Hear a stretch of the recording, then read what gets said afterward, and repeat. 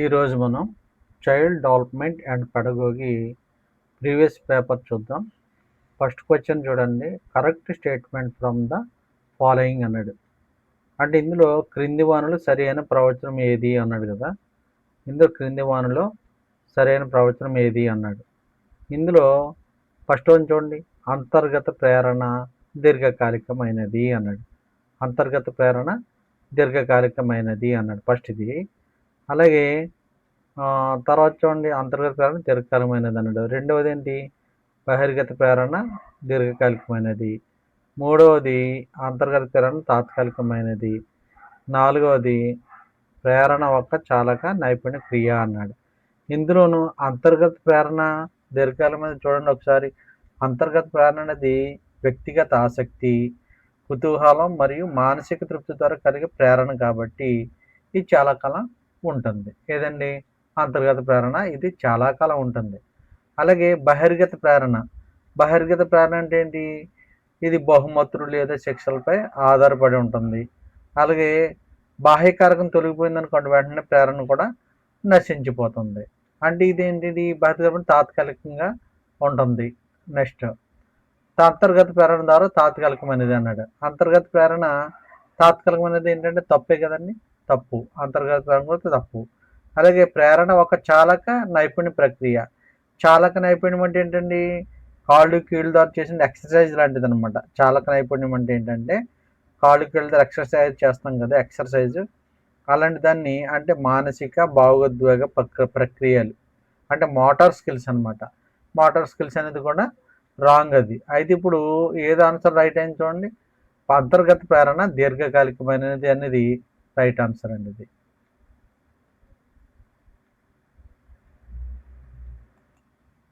Second question చూద్దామండి. సాంఘిక విషయాలకు బాహ్యంగా ప్రతిస్పందించే సంసిద్ధత అన్నాడు. అంటే సాంఘిక విషయాలండి. సాంఘిక విషయాలు అంటే ఏంటి? మనం బయట నుంచి ఉండే విషయాలని ఏమంటారు? సాంఘిక విషయాలు అంటాం. ఇది ఫస్ట్ ఏంటి? సహజ సామర్థ్యం అన్నాడు. అంటే సాంఘిక విషయాలకు బాహ్యంగా ప్రతిస్పందించే సంసిద్ధత ఏంటి అంటున్నాడు. అంటే ఇక్కడ ఫస్ట్ సహజ సామర్థ్యం అనుకోండి ఏంటి? ఏదైనా ప్రత్యేక నైపుణ్యాన్ని నేర్చుకోవడానికి వ్యక్తికి ఉండే సహజ ప్రతిభ. అంటే ఏదైనా ప్రత్యేక నైపుణ్యం కావాలంటే అదేంటిది? సహజ సామర్థ్యం. అలాగే రెండో చూడండి, కొత్త ఆలోచనలు లేదా పరిష్కారం సృష్టించేదాన్ని సృజనాత్మకత అంటాం మనం. కొత్త ఆలోచన లేదా పరిష్కారం సృష్టించేదాన్ని సృజనాత్మకత అని అంటాము.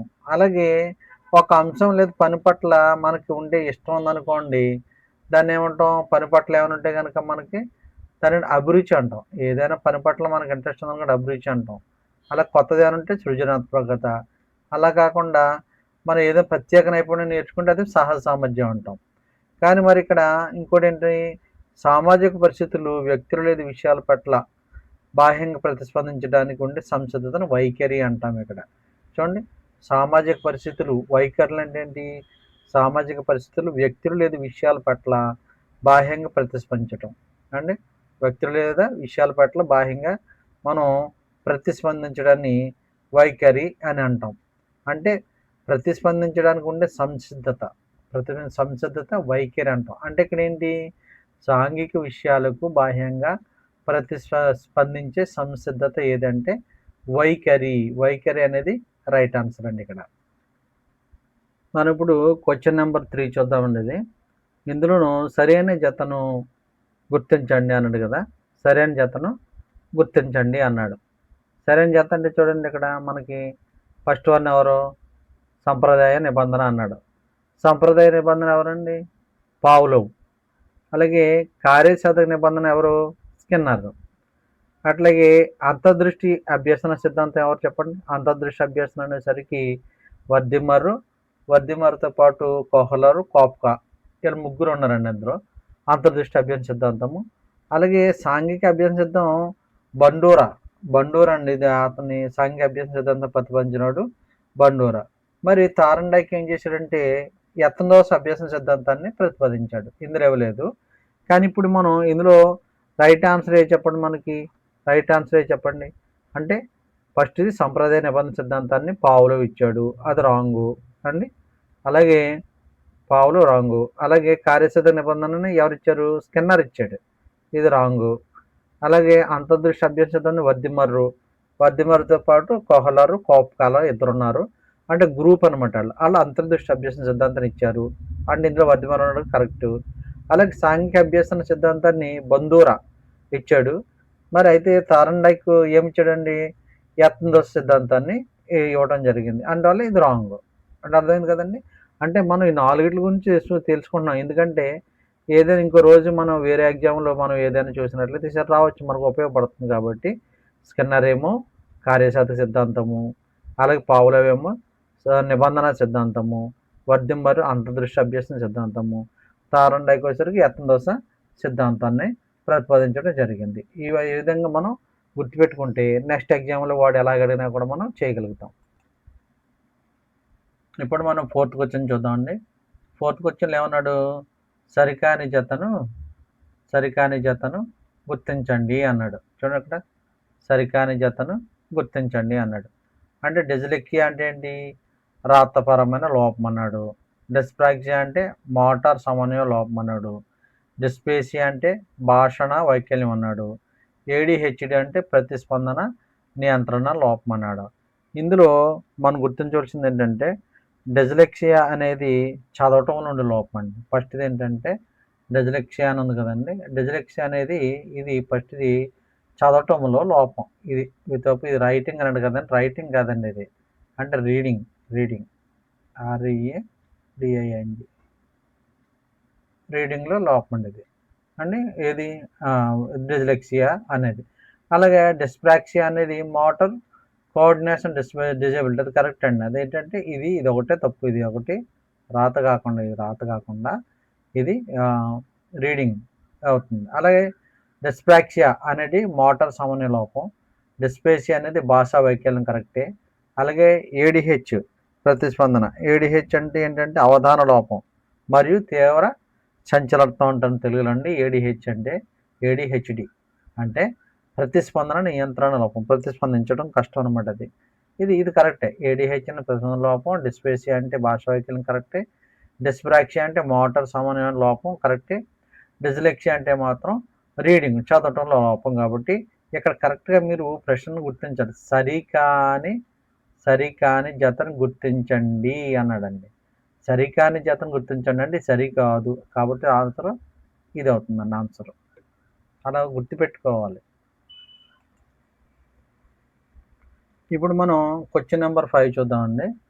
క్వశ్చన్ నెంబర్ 5లోను మీరు చూడండి, ఫస్ట్ది అభ్యసన బదలాయింపు రకాన్ని తప్పుగా వర్గీకరించిన ప్రవచనాలను గుర్తించండి అన్నట్టు. చూడండి, అభ్యసన బదలాయింపు రకాన్ని తప్పుగా వర్గీకరించిన ప్రవచనాలు గుర్తించండి. తప్పుగా ఇవన్నీ అనేసి అడుగుతున్నాడు. చూడండి, ఫస్ట్ది ఏం చెప్తున్నాడు?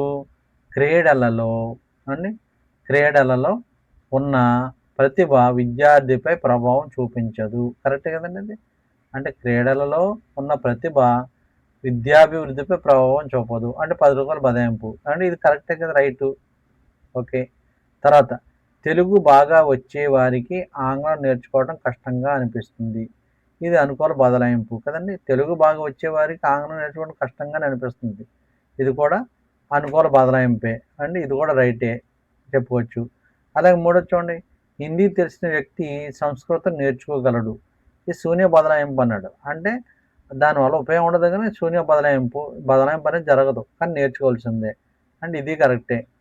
అలా చూడండి, భాషా ప్రతిభ ఈతపై ప్రభావం చూపదు. అంటే భాష వచ్చినోడు ఈత నేర్చుకున్నాడు అనుకోండి, ఈతపై ప్రభావం చూపుతున్నాడు. ద్విభాష బదలాయింపు అన్నాడు. అండ్ ఇది భాష ప్రతిభ వేరు, ఈత ప్రభావం వేరు. రెండు ద్విభాష బదలాయింపు కరెక్టే. హిందీ తెలిసిన వ్యక్తి సంస్కృతం నేర్చుకోవాలంటే శూన్య బదలాయింపు. ఇక్కడ బదలాయింపు ఏం జరగట్లా, అది కరెక్టే. అలాగే డి కూడా మనకి ఇక్కడ డి కూడా కరెక్టే కదండి. ఇది చూడండి, భాష ప్రతిభ ఈతపై ప్రభావం చూపదు, ద్విభాష బదలాయింపు జరుగుతుంది. అంటే ఇది వేరు కాబట్టి ఇప్పుడు ఏంది కరెక్ట్ అవుతుంది? మొత్తం మనం చూసినట్లయితే మొత్తం ఏం కరెక్ట్ ఉంది చూడండి, ఒకసారి చూడండి. ఫస్ట్ది ఏ అండ్ బి ఇచ్చాడు, తర్వాత ఏ అండ్ సి ఇచ్చాడు, తర్వాత ఏబిడి ఇచ్చాడు, ఫోర్త్ వన్ ఏబిసిడి ఇచ్చాడు. అంటే ఇప్పుడు ఆన్సర్ మనం ఏది పెట్టాలి చెప్పండి? ఇందులోను మనకు ఆన్సర్ ఏది కరెక్ట్ అయి ఉంటుంది అంటారు? మనకి fourth fourth one answer is correct. ఇది కరెక్ట్. ఏబిసిడి 4 కూడా రైటే కాబట్టి ఆన్సర్ మనకి ఫోర్త్ వన్ కరెక్ట్ అవుతుంది. అందువల్ల ప్రతి ఒక్క ప్రశ్న క్లియర్గా చదవటం నేర్చుకోవాలండి, అర్థం చేసుకోవాలి. ఇప్పుడు క్వశ్చన్ నెంబర్ 6 చూడండి. గుర్తింపు గణన ఈక్వల్ టు సరైన ప్రయత్నాల సంఖ్య మైనస్ తప్పు ప్రయత్నాల సంఖ్య into divided by question mark ఇచ్చి ఇంటూ 100 అన్నాడు.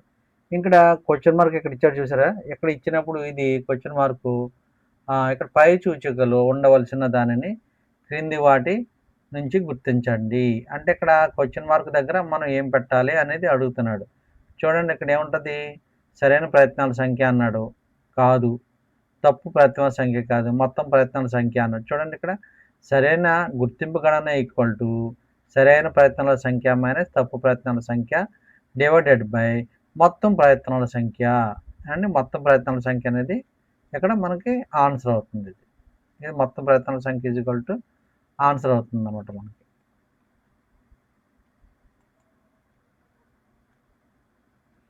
ఇప్పుడు మనం క్వశ్చన్ నెంబర్ 7 చూద్దామండి. క్రింది ప్రవచనాలను పరిశీలించి ఇవ్వబడిన ఎంపికలలో సరైన దానిని గుర్తించండి అన్నాడండి. అంటే కింద ప్రవచనాలు ఇచ్చాడు కదా, ఇవన్నిట్లు ఇచ్చి పరిశీలించి ఇవ్వబడిన ఎంపికలలో సరైన దానిని గుర్తించండి అన్నాడు. అభ్యసనం లక్ష్య నిర్దేశితం అంతే కదండి. ఏదైనా ఒక అభ్యాసం చేస్తాం అనుకోండి, మన లక్ష్యం ఉంటుంది కదా దానికి, అంటే లక్ష్య నిర్దేశితం కాబట్టి ఇది రైట్ ఆన్సర్ అవుతుందండి, రైట్ అవుతుంది. అలాగే చూడండి, అభ్యసనం స్థిరం అన్నాడు. అభ్యసనం ఎప్పుడు కూడా స్థిరంగా ఉండదు అండి, అభ్యసనం అనేది నిరంతరం మారుతుండదు కాబట్టి ఇది రాంగ్, ఇది రాంగ్. అలాగే చూడండి, ఒక సందర్భంలో నేర్చుకున్న విషయం వేరొక సంబంధిత సందర్భంలో అన్వయించలేము అన్నాడు. తప్పు కదండి. ఎప్పుడైనా మనం ఏదైనా ఒక విషయం నేర్చుకున్నాం అనుకోండి, వేరొక సందర్భంలో కూడా దాన్ని వాడుకోవచ్చు, అంటే ఇది కూడా రాంగే. 4 చూడండి, అభ్యసన వేగం వ్యక్తికి వ్యక్తికి వేరుగా ఉంటుంది అన్నాడు. అంతే కదండి, వ్యక్తికి వ్యక్తికి వేరుగానే ఉంటుంది. ఎందుకంటే అవి ఒకళ్ళు బాగా చదువుతారు, ఒకేమో స్లోగా చదువుతారు, రకరకాలుగా ఉంటుంది కాబట్టి ఈ అభ్యసన వేగం వ్యక్తికి వ్యక్తికి వేరుగా ఉంటుంది అన్నాడు. ఇప్పుడు చూడండి ఆన్సర్స్ ఏ ఇన్కరెక్ట్, బి కరెక్ట్ అన్నాడు. అంటే ఏ ఇన్కరెక్ట్ అన్నాడు, కానీ మనకి ఇక్కడ ఏమొచ్చిందండి, ఏ కరెక్ట్ వచ్చింది కాబట్టి ఇది కాదు ఆన్సర్, ఆప్షన్ ఇది కాదు. అలాగే చూడండి రెండోది ఏముంది, అభ్యసన స్థిరం అన్నాడు, సారీ బి కరెక్ట్ అన్నాడు, డి ఇన్కరెక్ట్ అన్నాడు. బి కరెక్ట్ అన్నాడు, బి తప్పు, డి ఇన్కరెక్ట్ అన్నాడు, ఇది తప్పే, అంటే ఇది కూడా తప్పే. తర్వాత 4 చూడండి, మూడవది ఏ సి రెండు కరెక్ట్ అన్నాడు, ఏ కరెక్ట్ అన్నాడు, సి కరెక్ట్ అన్నాడు. ఈ రెండు, ఇది సి తప్పు, మనకి యాక్చువల్గా ఏ కరెక్ట్ అయింది, అంటే ఇది కూడా మూడోది కూడా రాంగే. అంటే 4 చూడండి, సి ఇన్కరెక్ట్, డి కరెక్ట్ అన్నాడు. సి ఇన్కరెక్ట్ అన్నాడు, కరెక్టే, ఇది మనం తప్పు పెట్టాం కాబట్టి ఇది అది చెప్పింది కరెక్టే. అలాగే డి కరెక్ట్ అన్నాడు, అంటే డి కరెక్ట్ అన్నాడు కదా, ఇది కూడా డి కరెక్టే కాబట్టి ఆన్సర్ ఇది అవుతుందండి, ఆన్సర్ ఇది అవుతుంది. 4th వన్ అవుతుంది ఆన్సర్. చూసారు చాలా ఎంత కష్టంగా ఇచ్చాడో. అందువల్ల జాగ్రత్తగా మనం క్వశ్చన్ని జాగ్రత్తగా 1కి 2 సార్లు చదివి ఆన్సర్ చేయాలండి. కానీ ఇప్పుడు క్వశ్చన్ నెంబర్ 8 చూద్దామండి. ఇక్కడ చూడండి, మీకు పర్యాలోచన పర్యాలోచన ఉపాధ్యాయునికి రిఫ్లెక్షన్, ఉపాధ్యాయునికి ఈ విధంగా సహాయపడుతుంది అన్నాడు కదా, ఈ విధంగా సహాయపడుతుంది అన్నాడు. అంటే ఇది నవకల్పనను నిరోధిస్తుంది అన్నాడు, అంటే కొత్త ఆలోచనలు నిరోధిస్తుంది అన్నాడు. తప్పు కదండి, తప్పది. అలాగే ఇతరులపై ఆధారపడేలా చేస్తుంది, అంటే ఇతరులపై ఆధారపడుతుంది, అది తప్పే. అలాగే వృత్తి నైపుణ్యాలను పెంపొందిస్తుంది. చూడండి రిఫ్లెక్షన్ అండ్ పర్యాలోచన మనం చూసినప్పుడు ఒకసారి రివిజన్ చేసుకున్నాం అనుకోండి, రిఫ్లెక్షన్ అంటే ఏది తప్పు ఏది పని చేస్తే వృత్తి నైపుణ్యం ఉంది పెంపొందించబడుతుంది కాబట్టి అభివృద్ధి చెందుతుంది ఇది. అలాగే పాత పద్ధతిని పునరావృతం చేస్తుంది అన్నాడు, అది తప్పే. రిఫ్లెక్షన్ అనేది ఇది కూడా తప్పే. ఇప్పుడు ఆన్సర్ ఏది రైట్ అయిందండి, ఇది పర్యాలోచన రిఫ్లెక్షన్ ఉపాధ్యాయునికి ఈ విధంగా సహాయపడుతుంది అన్నాడు. ఎలాగండి, మనకి వృత్తి నైపుణ్యాలను పెంపొందిస్తుంది అనేది రైట్ ఆన్సర్. అంటే ఎక్కడ ఉందని మూడో ఆన్సర్ ఏది, మూడోది option 3 is the right answer. Option 3 అని మనం పెట్టాలి అక్కడ అందులో. ఇప్పుడు క్వశ్చన్ నెంబరు 9 చూద్దామండి. ఇందులో ఆనందదాయక అభ్యసనం ఫలితం, అంటే ఆనందంగా చదువుకున్నట్లయితే దాని ఫలితం ఎలా ఉంటుంది అని వీడు ప్రశ్నించాడు. ఇందులో ఏం చూడండి, మెరుగైన అవధానం మరియు ధారణ జరుగుతుంది అన్నాడు. అంటే ఏంటండి మెరుగైన అవధానం అంటే ఏంటండి, గుర్తించుకున్నటువంటిది ఆసక్తి, ఆసక్తి అంటే అవధానం అంటే ఆసక్తి అండి. అవధానం మరియు ధారణ అంటే గుర్తుంచుకునే శక్తి ఎక్కువగా ఉంటుంది. ఎప్పుడంటే ఆనందంగా చదివినప్పుడు మెరుగైన అవధానం మరియు ధారణ అనేది ఎక్కువగా ఉంటుంది. ఇంట్రెస్ట్. అలాగే చదువు పట్ల ఆసక్తి తగ్గుదలన్నాడు. ఇది తప్పండి ఇది. ఎందుకంటే ఆనందంగా చదివినప్పుడు చదువు పట్ల ఆసక్తి పెరుగుతుంది. అట్లాగే నిశ్శబ్ద విధేయత అంటే నిశ్శబ్దంగా ఉంటారు అన్నాడు. నిశ్శబ్దంగా ఉండరండి అక్కడ. పిల్లలు ఏం చేస్తున్నారు? చురుకైన భాగస్వామ్యం ఉంటుంది. నిశ్శబ్దత ఉండదు. ఆనందంగా చదివితే చురుకుగా ఉంటారు. అలాగే సాంప్రదాయక శిక్షలు అన్నాడు. అంటే సాంప్రదాయక శిక్షలు ఏంటండి ఇక్కడ? ఆడు శిక్షలు లేని వాతావరణం కల్పిస్తుంది తప్ప ఆనందంగా చదివితేని సాంప్రదాయ శిక్షలు ఎందుకు ఉంటాయని ఉంటాయి కదా. అందువల్ల మనకి ఇక్కడ రైట్ ఆన్సర్ ఏదవుతుందంటారో మనకి మీరు చూడండి.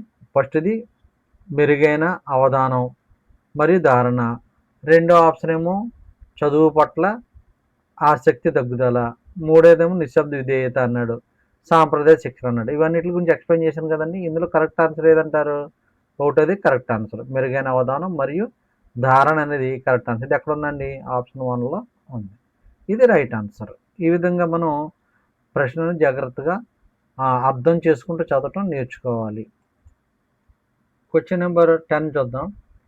ఆర్టీఈ 2009లోని చాప్టర్లు సెక్షన్లో ఎన్ని అన్నాడు? ఇది డైరెక్ట్గా ఆర్టీఈ 2009లో అండి. ఆల్రెడీ నేను చెప్పాను, మీకు వీడియోలో పెట్టాను.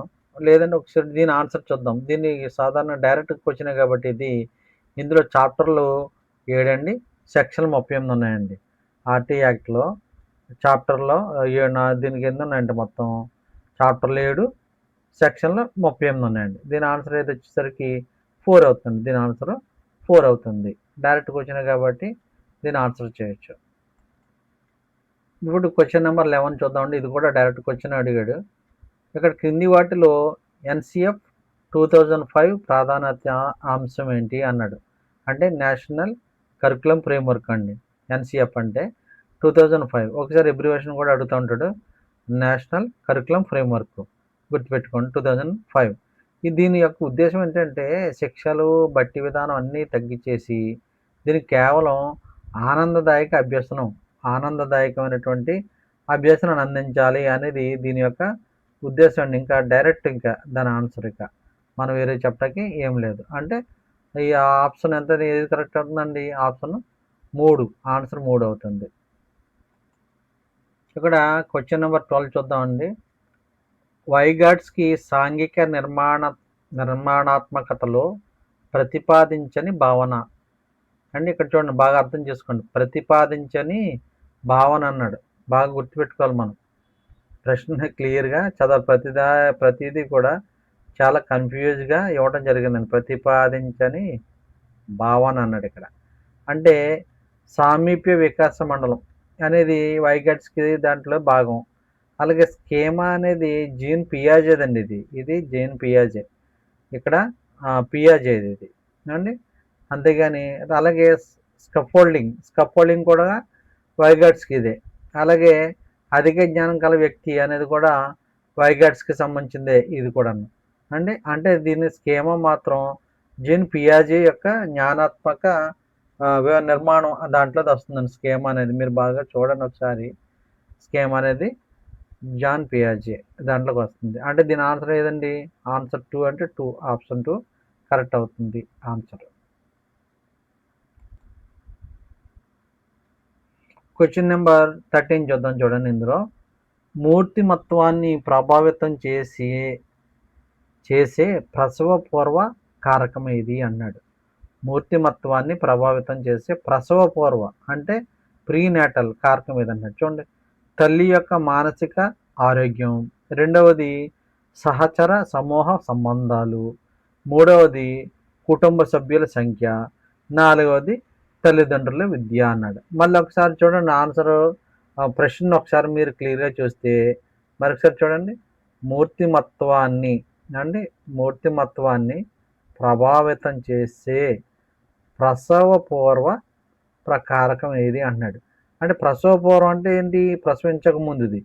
అంటే ఇప్పుడు సపోజు తల్లి యొక్క మానసిక ఆరోగ్యం అండి, మానసికంగా ఆరోగ్యం బాగోలేదనుకోండి, ఆ యొక్క ప్రభావం అంతా ఎక్కడ పడుతుందండి? బిడ్డ మీద పడుతుంది. ఒక గర్భిణీ స్త్రీ ఉందనుకోండి, ప్రసవించక ముందు తన మానసిక ఆరోగ్యం బాగోకపోతే ఆ లక్షణాలన్నీ కూడా బిడ్డకు వచ్చే అవకాశం ఉంది. రెండోది చూడండి, సహచర సమూహ సంబంధాలు. ఇవి బాహ్య కారకాలండి ఇవి. అంటే బయటోళ్ళు అంటే పీర్ గ్రూప్ రిలేషన్స్ అంటే వాళ్ళతోటి ఉన్న వాళ్ళు సంబంధాలు అనేది అనవసరం. ఇది తప్పు. మనకు బాహ్య కారకం అండి. అలాగే కుటుంబ సభ్యుల సంఖ్య ఇది కూడా బాహ్య కారకమే. దీని ఎఫెక్ట్ ఉండదు.